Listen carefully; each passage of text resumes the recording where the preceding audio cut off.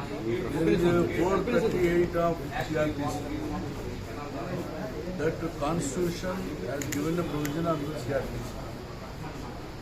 ఎవరైనా కానీ కేసు పెట్టిన తర్వాత యాంటిసిపేటరీ బెయిల్ కోసం అప్లై చేస్తారు. మహేష్ని ఈ రోజున హైకోర్టు రిజెక్ట్ చేసింది. They can approach supreme court. పోలీసులు వాళ్ళ పని వాళ్ళు చేసుకుంటారు. కేసులో ఇరికించబడ్డటువంటి ముద్దాయిలు వాళ్ళ పని వాళ్ళు చేసుకుంటారు. అంతేగాని పారిపోయటం, రిపోర్టేషను, ఆర్థిక నేరాలు చేసిన వాళ్ళు కాదు. ఈ దేశం సిగ్గుతో తల వంచుకోవాల్సిన వాళ్ళు విజయమాల్యాలు. అంతేగాని ఈ రోజున మా అధినాయకుడిని అంత మాట అన్న తర్వాత దాని రిపర్కషన్స్ అంటే ఆయన యొక్క ప్రతిగా ఏమి చేస్తారనేటువంటిది మన చేతిలో ఉండొచ్చు. ఈ రోజున రెడ్ బుక్ ద్వారా నారా లోకేష్ గారు ఏవైతే చేస్తున్నారు, రేపు పొద్దున మేము అధికారంలోకి వచ్చిన తర్వాత మేము అట్లాగే అదే పార్కు ఉండదు కదా, సమానంగా ఏముంటుంది రిటాలియేషన్. దానికి తక్కువ ఉండొచ్చు, ఎక్కువ ఉండొచ్చు, సమానంగా ఉండొచ్చు. అంతేగాని ఈ రోజున వాళ్ళు 438 వైపు చూస్తున్నారు, వీళ్ళేమైనా అరెస్ట్ చేసి జైలు పంపించాలని చూస్తున్నారు. వీళ్ళిద్దరిలో సుప్రీంకోర్టు ఏం చేస్తుందో చూద్దాం. అంతేగాని పారిపోవడం అనేది ఉండదు. ఎందుకంటే చేసిన తర్వాత అప్పటి గారు గుంటూరులో చాలా రోజులు ఉన్నారు. ఎందుకంటే వాళ్ళకున్న అంశాన్ని వాళ్ళు పరిశీలించుకోవాలి. పారిపోవడం అనేది నెక్స్ట్ అంటే పార్టీ కార్యాలయంలో దాడి చేయడం సభగా 100% ఐ డోంట్ థ్యాంక్. కానీ వీళ్ళు ఉన్నారా లేదనేది కాదు, దీనికి ప్రోవోకింగ్ కూడా లేదు.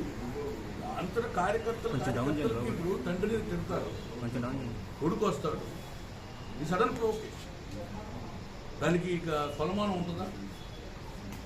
తల్లిని కొడుతూ ఉంటాడు ఒకడు, బిడ్డ చూస్తాడు, దానికి ఇంకా స్పందన ఎట్లా ఉంటుంది? అక్కడ కూడా 32 డిగ్రీల వేడితోటి మజ్జిగ దాగి పనిచేస్తాడు. ఆ స్పాట్లో ఏదనిపిస్తుంది దాన్ని. ఆ ప్రొవొకేషన్, ఆ పట్టాభిరామ గారు అన్న మాటకి ప్రొవొకేషన్ అంటే నాకు తెలుగులో స్పష్టంగా రాదు. ఆ దానిలో చేసి ఉంటారని అనుకుంటున్నాడు. That is calculations which is that already Telugu Desam party మీద దాడి జరిగినటువంటి సంఘటన. అందుకని అటువంటి ప్రజాస్వామ్యంలో జరగకూడదు అనుకుంటున్నాం. కానీ స్టేట్మెంట్లు ఇచ్చేటప్పుడు కూడా మనం జాగ్రత్తగా రెట్రాస్పెక్ట్ ఆత్మపరిశీలన చేసుకోవాలి. దీనివల్ల ఇప్పుడు నేను కులాన్ని తిడతాను, ఏం పని ఉంటుంది నాకు? నేను ఫ్లాష్ న్యూస్లోనో బ్రేకింగ్ న్యూస్లో రావాలంటే నేను ఒక కులాన్ని తిడతాను, నాకు నచ్చిన కులాన్ని. ఏమవుతుంది అది? ఆ కులం మనోభావాలు దెబ్బతింటాయా లేదా? వాళ్ళందరూ వచ్చి నా మీద దాడి చేస్తారు కదా, అప్పుడు పోలీసులు నన్ను రక్షిస్తారా?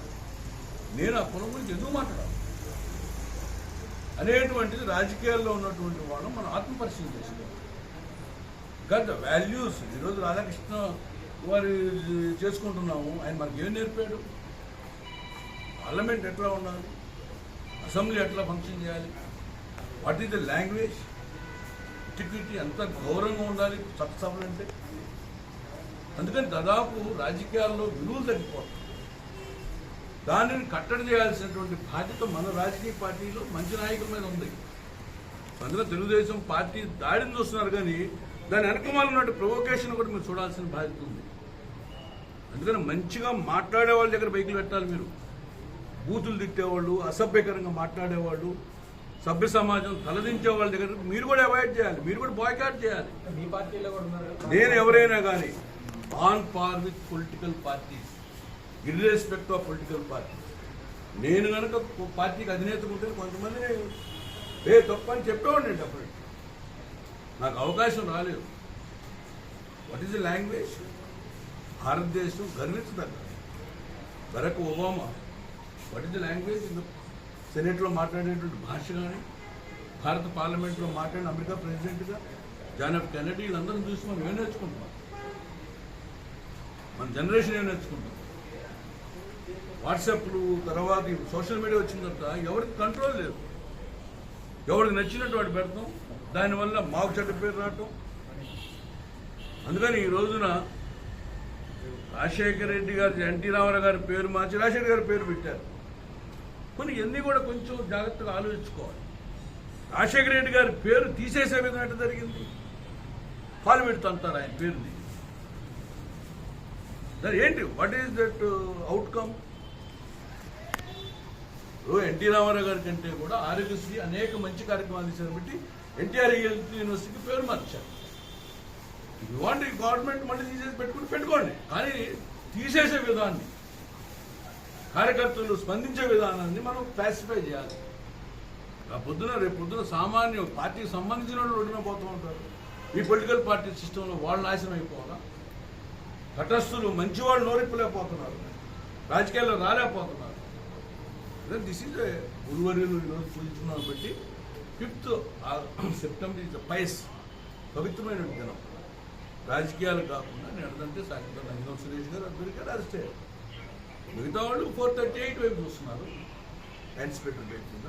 అంటే ఈ కేసులో అణచివేత అంటే ప్రభుత్వం కూడా రియాక్షన్ ఇస్తే పార్టీ క్యాడర్ నిరాశ దూరం అయ్యే అవకాశం. నేనంటే ఇవన్నీ కూడా అధికారులు భారతదేశాన్ని క్వాసీ ఫెడరల్ సిస్టంలో 3 రకాలు: జ్యుడిషియరీ, 2 లెజిస్లేచర్, 3 బ్యూరోక్రాట్స్. ఈ ఎగ్జిక్యూటివ్స్కి ఎన్ని మొక్కలు లేనంత కాలం ఈ భారతదేశ రాజకీయాలు ఉంటాయి. ఎందుకంటే మొనాలిసా విగ్రహం అని ఒకటి ఉంటుంది అమెరికాలో. ఆడవాళ్ళు పోయి చూస్తే ఆడవాళ్ళ కనపడుతుంది, మగవాళ్ళు పోయి చూస్తే మగవాళ్ళ కనపడుతుంది. తెలుగుదేశం అధికారంలో ఉన్నప్పుడు ఈ సర్కిల్ ఇన్స్పెక్టర్ మా వాళ్ళకి కనపడతారు.